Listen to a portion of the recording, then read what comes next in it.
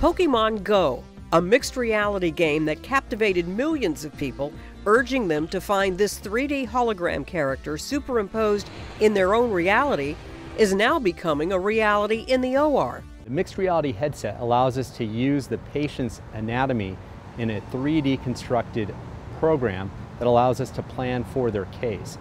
Scripps orthopedic surgeon Brian Rebolito is one of the first in the country to use 3D hologram technology to give him more insight at the operating table during surgery. It gives us a detailed map of the patient's anatomy, and we bring that map into the operating room with us. So we're able to use the headset with the 3D hologram and bring that right next to the patient while we're putting the implants in. Before surgery, CT scans are used to create a hologram of the patient's shoulder. The technology works with a headset that we use in the operating room, and this is by voice command and hand control commands.